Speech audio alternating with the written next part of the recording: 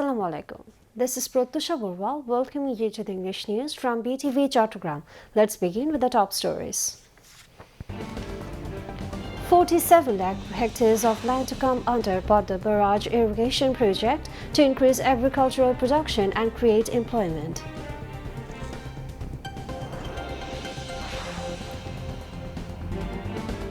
Health and Family Welfare Ministry announces 3-month-long public awareness program to combat dengue.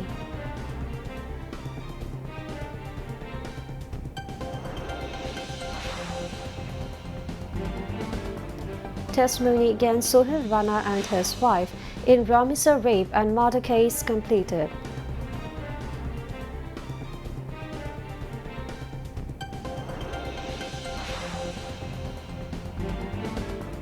Prime Minister rejects proposal for Chattogram City Corporation officials to travel abroad to study mosquito eradication.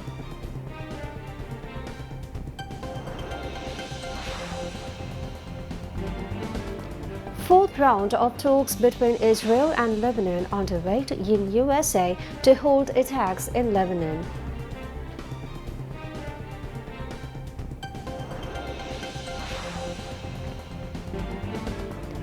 And Bangladesh facing Scotland in Tri-Nation Women's T20 cricket tournament in Edinburgh.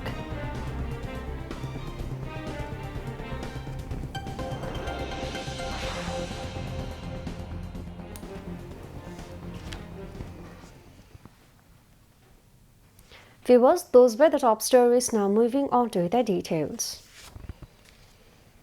The proposed Padda Barrage project is expected to provide irrigation facilities to around 47 lakh hectares of land, bringing major benefits to agriculture and the environment. Experts said the project will help reduce drought and salinity, restore biodiversity, and increase agricultural production. It will also preserve water during the dry season, improve the navigability of rivers, reduce dependence on groundwater, and help protect fisheries and the environment. Besides, the barrage is also expected to create new employment opportunities in different sectors. According to analysts, people in 24 districts will benefit directly and indirectly from the project. Along with boosting crop production, the project is also expected to increase fish production and support economic growth in the region. The Padda Barrage is not only a water control project, rather it is a part of multidimensional national development initiative. The Ministry of Health and Family Welfare has announced a 3-month-long nationwide public awareness campaign to combat the dengue situation across the country. Health and Family Welfare Minister Sardar Mohammad Shawkat Hussain announced the program while speaking to journalists after a meeting on dengue prevention and treatment preparedness held at the Ministry's conference room at the Secretariat this afternoon. State Minister for Health Dr. M.A. Mohit and senior ministry officials were also present at the meeting. The Health Minister said that the awareness campaign will begin nationwide from next Saturday with the support of local administrations and the media. Noting that dengue cases are already being detected, he said that with the start of the dengue season, initiatives have been taken to further strengthen prevention and treatment measures without any delay. Health Minister Sardar Shawkat Hussain also said that doctors and nurses will receive training on the clinical management and treatment guidelines for dengue patients. As part of the initiative, healthcare professionals in all 7 divisions outside Dhaka, as well as in various districts, will be brought under special training programs. International Crimes Tribunal 1 has set 8th June for the next hearing in the Crimes Against Humanity case filed over allegations of enforced disappearances and torture at the Joint Interrogation Cell during the rule of the ousted Awami League government. The case names 13 accused, including former Prime Minister Sheikh Hasina and 11 military officers. Chamber Court of the tribunal passed the order today. Earlier on 12 May, lawyers representing the military officers cross-examined businessman Najim Uddin, who was allegedly subjected to enforced disappearance. Prior to that, on 11th May, the tribunal completed recording his testimony in the case. 10 people, including the parents of 8-year-old Ramisa, testified in court today in the case filed of the rape and brutal murder of the child in Pallavi, Dhaka. The testimonies were given from morning until around noon at the Dhaka Children's Violence Suppression Tribunal. The main accused in the case are Sohail Rana and his wife Shopna Akhtar. The court formally framed charges against them on Monday, marking the official commencement of the trial.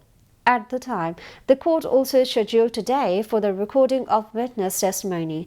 At around 9 a.m. today, the accused were brought from prison to the court premises in a prison van and kept in the court holding cell. Under tight security, Sohail Rana was produced in the dock at 10 or 12 a.m., while Shopna Akhtar was brought before the court at 10 or 24 a.m. Prime Minister Tareq Rahman has rejected the proposal of 5 officials, including the Chattogram city mayor, to go Florida of USA to study advanced eradication techniques of dengue mosquitoes.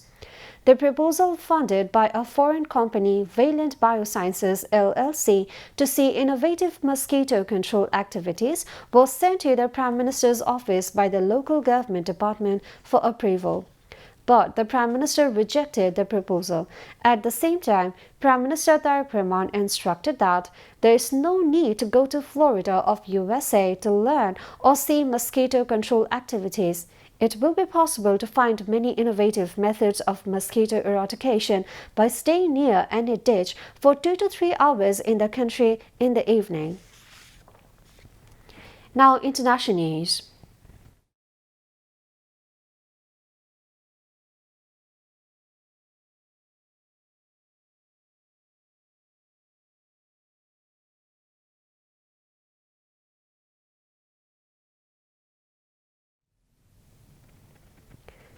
The fourth round of talks between Israel and Lebanon is underway in Washington, D.C.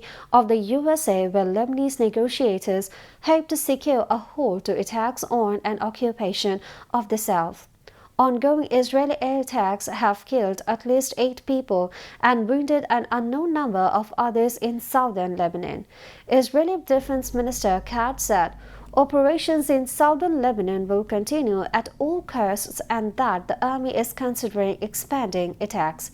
Iran's chief negotiator Mohammad Bagher Ghalibaf said that he told Lebanese Parliament Speaker Nabi Berri, if Israel's aggression against Lebanon continues, Tehran will not only hold a path of negotiations with the US, but they will also be in direct confrontation with the enemy. Meanwhile, US President Donald Trump said he had asked Israeli Prime Minister Benjamin Netanyahu to withdraw his troops from the Lebanese capital Beirut and had also spoken with Hezbollah representatives who agreed to stop attacking Israeli forces. Israeli Prime Minister Benjamin Netanyahu confirmed the agreement but warned that Beirut would be attacked if Hezbollah does not stop attacking Israeli communities and civilians.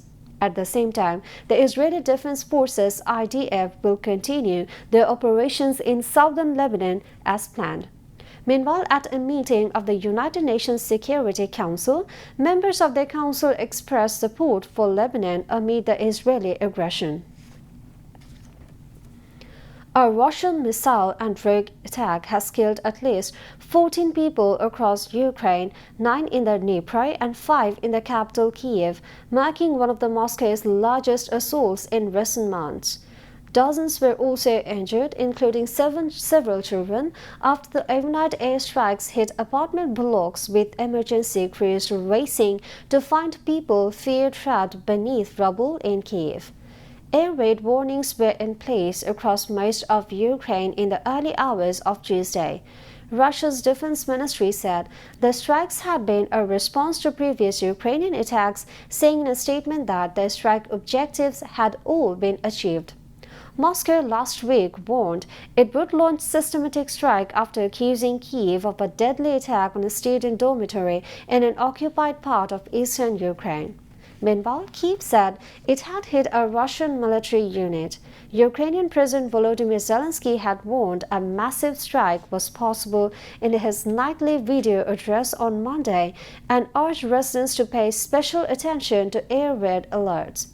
On Tuesday morning, Zelensky said Russia had launched 656 strike drones and 73 missiles of various types, ballistic, cruise and anti-ship in the overnight attack.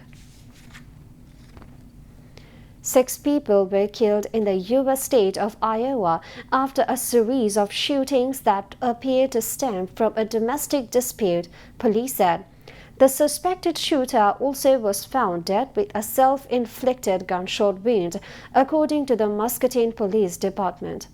The victims are believed to be family members of the suspect, identified as Ryan Willis McFarland, 52, of Muscatine, the department said.